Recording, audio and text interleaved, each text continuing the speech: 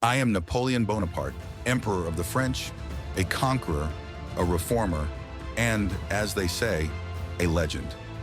Recently, Hollywood has taken it upon itself to tell my story. But what you see on screen and what I lived, the differences are as vast as my empire once was. Let me guide you through my life as I see it and compare it to what you've been told. I was born on August 15th, 1769, in Ajaccio, Corsica. The film portrays me as a brooding, ambitious young man, but it misses my pride and my Corsican roots. My early dream was to liberate Corsica, not France, from foreign rule. I only embraced the French identity when I realized that true power lay beyond my island. My determination and intellect helped me rise through the ranks, but the movie skips over the sacrifices my family and I made. My mother, Letizia, was my first true general, managing our family during turbulent times. That strength shaped me, though you'd hardly know it from Hollywood's version, The Siege of Toulon, 1793. The movie portrays me as a lone genius leading the charge, but in reality, I worked closely with my superiors and comrades. Toulon was my proving ground. My strategies with artillery turned the tide of battle and earned me a promotion to brigadier general at just 24 years old. The film shows me riding into combat. My horse fell beneath me. A fine piece of theater, but entirely false. I led from the rear, coordinating firepower. My strength was strategy, not reckless heroics. My Egyptian expedition is one of the most misunderstood chapters of my life. In the film, I fire cannons at the pyramids, a ludicrous image.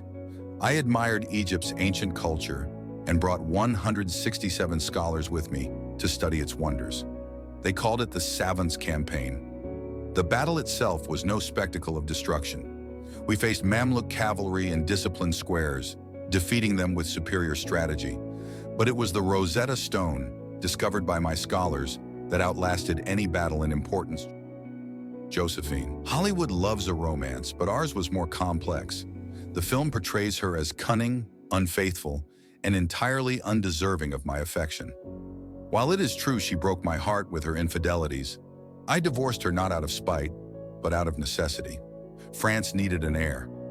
Yet even after our separation, she remained my greatest confidant, her influence enduring even in absence. The coronation in 1804 is among my most famous moments. Yes, I took the crown from the Pope's hands to place it on my own head, but not out of arrogance, as the film suggests. It was a declaration that my authority came from the people, not the church. Hollywood portrays this moment as a calculated spectacle, but it was far more symbolic. I knew the eyes of the world were upon me, and I intended to show them a new kind of power. The film attempts to recreate my masterpiece at Austerlitz, but it reduces the battle to a series of explosions and theatrics. In reality, it was a triumph of deception. I feigned weakness, luring my enemies into a trap.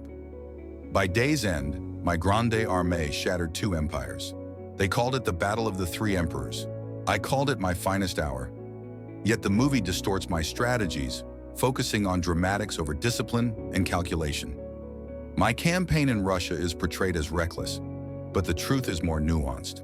The film highlights the brutal winter, but our defeat began long before the frost set in. Supply lines stretched too thin, and Moscow's burning left us stranded. I stayed with my men through that harrowing retreat. It was a bitter lesson in the limits of ambition. My Napoleonic code, the infrastructure I built, and the ideals of meritocracy remain my true legacy. The movie reduces me to a series of battles and scandals, but my impact was far greater. While the film entertains, it misses the essence of who I was, a man of contradictions, ambition, and vision. If you wish to know me, read my words, study my deeds, and judge for yourself. For I am Napoleon Bonaparte, and my story is not a fiction.